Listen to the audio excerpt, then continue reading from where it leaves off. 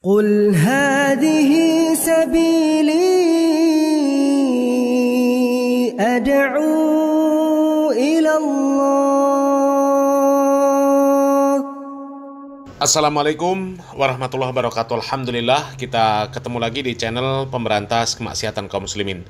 Dan seperti biasa, sebelum kita masuk ke pembahasan, kami ingatkan untuk kaum muslimin yang belum subscribe ke channel ini, silakan subscribe untuk mendapatkan notifikasi ketika ada video-video yang terbaru yang kita upload di channel ini.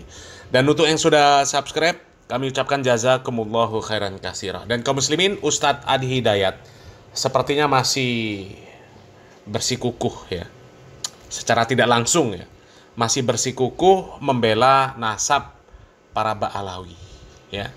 Bahkan di video yang sebelumnya beredar kaum muslimin ya, Pak Adi Hidayat ini dengan jelas mengatakan ya, dengan jelas, dengan tegas mengatakan bahwa Ba'alawi itu adalah generasi terbaik yang Allah Subhanahu wa taala berikan untuk Indonesia.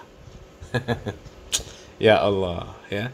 Tapi di video kali ini kaum muslimin ya, video dari Pak Adi Hidayat yang masih tetap membela Ba'alawi ini mendapatkan respon dari seorang Ustadz asal Lampung ya, Ustadz Suparman Abdul Karim. Kita simak dulu videonya kaum muslimin. Yang pertama, ini bagi masyarakat awam juga perlu diketahui.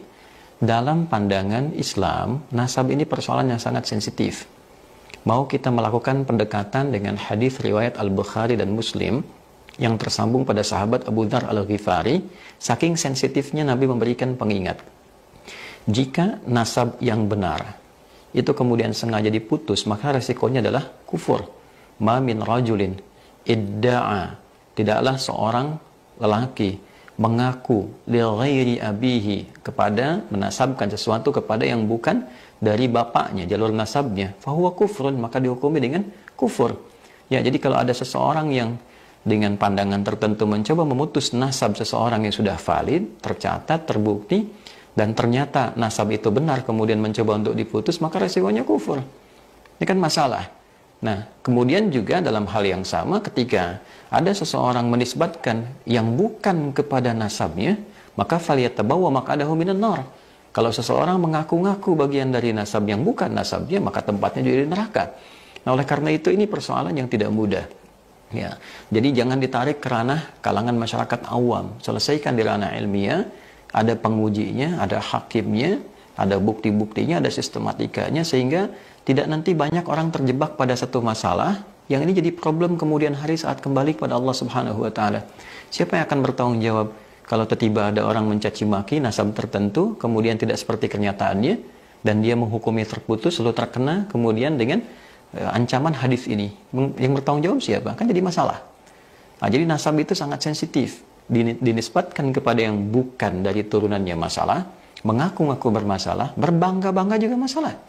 Assalamualaikum warahmatullahi wabarakatuh. Ini adalah video yang cukup viral tentang pernyataan saudara kita Ustadz Adi Hidayat.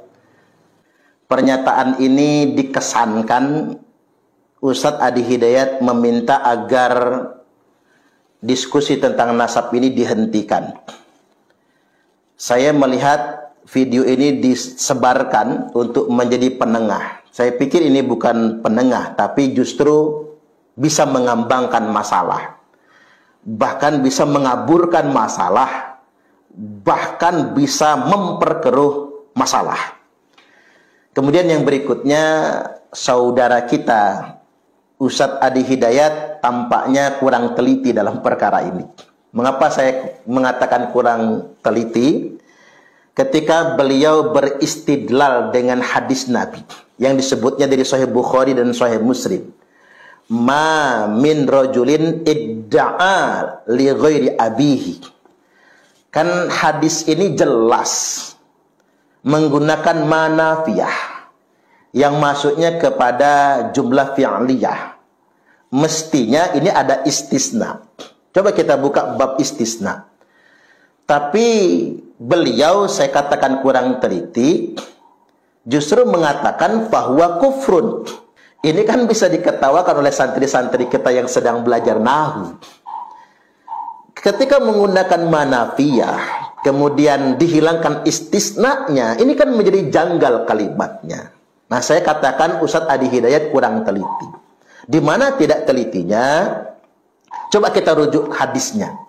Rasulullah sallallahu alaihi wasallam telah bersabda, "Ma min rajulin," atau dalam matan yang lain, "laisa min rajulin." Ma min rajulin idda'a li ghairi abihi wa huwa ya'lamuhu illa kafar. Mestinya begitu kalimatnya. Tidaklah seseorang yang menasabkan dirinya kepada selain bapaknya, padahal dia tahu itu memang bukan bapaknya, illa kafar, kecuali pasti dia telah melakukan tindakan kekafiran. Nah, ini yang pertama. Ustadz Adi Hidayat kurang teliti tentang ini.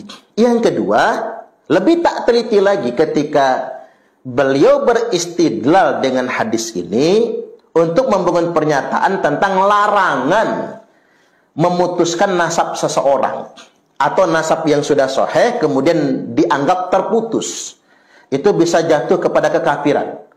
Loh, dalilnya bukan ini, dalilnya bukan hadis ini, salah dalil nantinya. Kan jelas kalimatnya.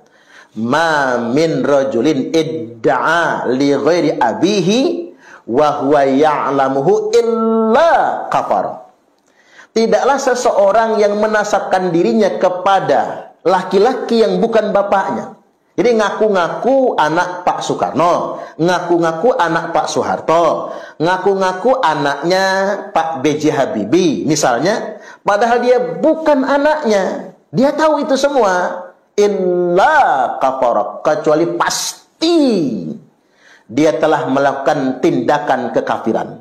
Kemudian matan lanjutannya, ini bukan hadis terpisah, hadis yang nyambung. Wa manidda'a qauman laisa lahu fihim nasabun falyatabawwa maq'adahu minan nar. Barang siapa yang mengaku-ngaku dirinya adalah keturunan dari kaum tertentu atau klan keluarga tertentu, laisa lahu fihim nasabun, padahal nasabnya bukan berasal dari situ, falyatabawwa maq'adahu minan nar, silahkan dia menempati kapling yang sudah Allah sediakan untuknya di dalam neraka. Jadi justru hadis ini malah dalil tentang haramnya ngaku-ngaku cucu Nabi kalau bukan. Haramnya ngaku-ngaku keturunan dari keluarga tertentu kalau bukan. Ini terkait dengan nasab dekat maupun nasab jauh. Kalimat awal tentang nasab dekat. Kalau bukan bapak kita, jangan diaku bapak kita. Maksudnya begitu. Kecuali kalau nggak tahu, karena nggak pernah dikasih tahu. Sudah tahu si fulan ini bukan bapaknya, diaku-aku sebagai bapaknya. Misalnya, maka dia telah melakukan tindakan kekafiran. Nah, selanjutnya, ini terkait dengan nasab jauh. Wa manidda'a qauman, barang siapa yang mengaku-ngakui suatu kaum. Sadah Rasulullah misalnya. Dzurriyyat Nabi misalnya, atau keluarga tertentu, atau fam tertentu, atau klan tertentu, dia ngaku-ngaku berasal dari keluarga tertentu. Misalnya saya nih ngaku-ngaku keluarga Asegaf, padahal bukan. Saya ngaku-ngaku keluarga Al-Attas atau keluarga bin Yahya, padahal bukan. Barang siapa yang ngaku-ngaku dia berasal dari klan tertentu, keluarga tertentu, dari nasab jauh tertentu, padahal bukan, fal yatabawwa maq'adahu minan nar. Tuh klaimnya. Suruh ngapling tempat tinggalnya di dalam nerakanya Allah Subhanahu wa ta'ala. Jadi justru hadis yang dipakai oleh saudara kita Ustadz Adi Hidayat ini tentang larangan ngaku-ngaku kalau bukan. Nah, tentang penafian nasab, menafikan nasab, sebetulnya dalilnya bukan itu.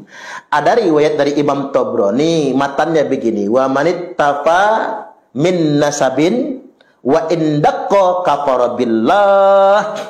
Barang siapa yang sengaja menafikan nasab.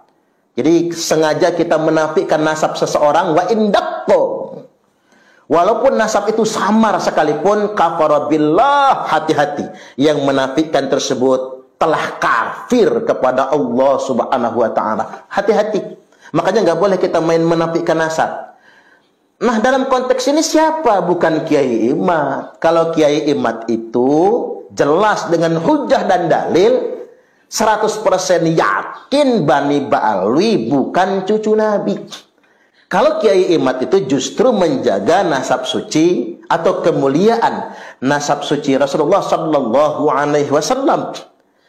Nah, yang dimaksudkan dengan menafikan nasab tersebut adalah kebiasaan orang menafikan nasab Wali Songo. Kan ada orang yang mengatakan, nah, Wali Songo itu nasabnya terputus. Wali Songo itu bukan zuriat Nabi. Ada juga yang mengakui Wali Songo itu min sadah Rasulullah Sallallahu Alaihi Wasallam. Tapi di sisi lain mereka mengatakan, tapi sudah 5 abad, keturunannya tidak tercatat, terputus, nggak perlu diakui lagi. Nah ini, wa manittafa min nasabin, hati-hati loh yang suka menafikan nasab Wali Songo. Wa endakko, walaupun belum masih samar, mungkin kata orang pati obor, katakanlah, karena mungkin catatannya masih berserakan, misalnya manuskripnya belum pasti, misalnya. Barang siapa yang sengaja menafikan nasab Wali Songo, kafara billah, maka dia telah kafir kepada Allah Subhanahu wa taala. Termasuk hari ini yang dengan sengaja membelokkan nasab Wali Songo kepada Ubaidillah. Coba kita lihat sekarang nasab-nasab Wali Songo, termasuk nasab Syekh Sarip Hidayatullah atau Sunan Gunung Jati yang dibelokkan kepada Ubaidillah.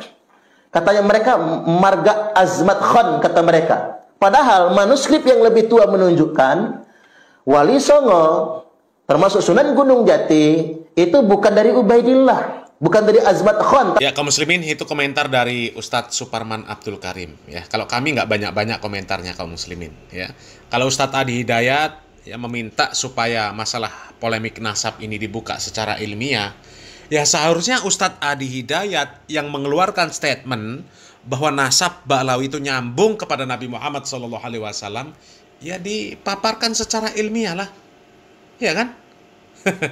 Ya. Dan di video tadi Ustadz Adi Hidayat menyatakan, ya, salah satu dari pernyataan Ustadz Adi Hidayat, bahwa nasab itu kalau untuk berbangga-banggaan maka itu masalah. Nah, yang jadi pertanyaan, ya, bagaimana kemudian kok bisa Ustadz Adi Hidayat mengatakan bahwa Ba'alawi itu adalah generasi terbaik yang Allah Subhanahu wa taala berikan untuk Indonesia, yang nasab mereka nyambung kepada Nabi Muhammad SAW. Apa nggak ngerti Pak Adi Hidayat ini bahwa para Ba'alawi itu hanya berbangga-bangga dengan nasab, menganggap yang lain rendahan, ya, menganggap Ba'alawi paling istimewa. Hah? Nggak pernah dengar Ba'alawi menyatakan belajar dengan satu Habib yang bodoh perbandingannya sama dengan belajar dengan 70 Adi Hidayat. Kepalanya Pak Adi Hidayat itu nggak lebih mulia daripada kakinya dari para Ba'alawi itu yang dilangkahkan untuk berjudi, untuk berzina, untuk minum khamr, untuk segala bentuk kemaksiatan. Tahukah Pak Adi Hidayat bahwa Pak Adi Hidayat itu nggak lebih mulia dari satu Habib yang gila, Habib yang bodoh, ya. Jangankan satu, ya, 70 Pak Adi Hidayat nggak akan lebih mulia daripada satu Habib yang bodoh. Ya, coba apa nggak pernah nonton yang seperti itu, nggak pernah lihat? Ya seharusnya mikirlah Pak Adi Hidayat ini, ya. Wong nasab Ba'alawi masih dipertanyakan. Sudah begitu Ba'alawi juga berbangga-bangga dengan nasab. Kok masih bisa menyebut Ba'alawi itu terbaik, generasi terbaik yang Allah berikan untuk Indonesia? Ini kemana akalnya, ya? Selamat berpikir. Salam waras, salam akal sehat. Barakallahu fikum. Wassalamualaikum warahmatullahi wabarakatuh.